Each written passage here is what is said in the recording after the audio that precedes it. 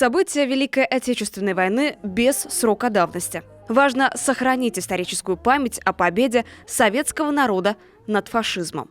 Участие в диктанте Победы – это, во-первых, одно из условий для того, чтобы передать нам поколению нашу память.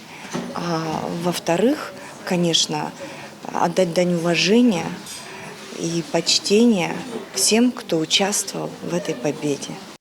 Участники диктанта Победы – это и люди старшего поколения, и студенты. Все пришли в Сыктывкарский университет, это одна из основных площадок в столице Коми, сознательно, с четким пониманием, зачем это нужно. Чтобы люди помнили вот именно эти даты. То есть освежать память, вспоминать эти даты и как-то записывать их, проверять самого себя для проверки, сверки своих знаний. Я считаю, что диктант Победы стоит написать каждому. Хотя бы раз в жизни, если у кого-то не получается, потому что это здорово, ты проверяешь свои знания. Даже я, учась на педагога истории обществознания, понимаю, что когда писала, знаю далеко не все. Были вопросы, которые заставили задуматься, потом приходишь, перечитываешь, думаешь, да, вот так это было. И также заставляет это вспомнить нашу историю. Лично для меня это традиция, как для студента исторического факультета. Я каждый год принимаю участие в этой акции. Каждый год новые вопросы, каждый год интересная возможность проверить свои знания. И каждый раз я, как студент в лучших традициях, прихожу на написание диктанта Победы и всегда выхожу с какой-то новой для себя информацией.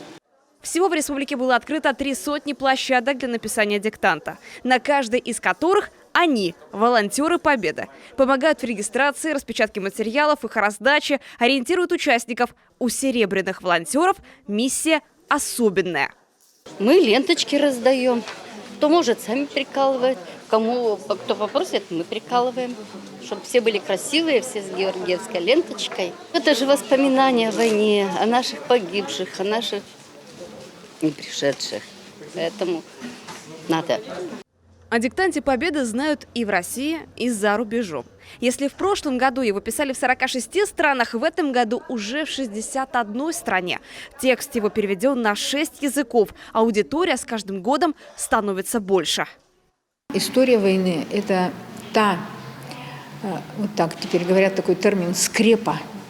То есть то явление, которое объединяет российский народ, российских граждан всех национальностей.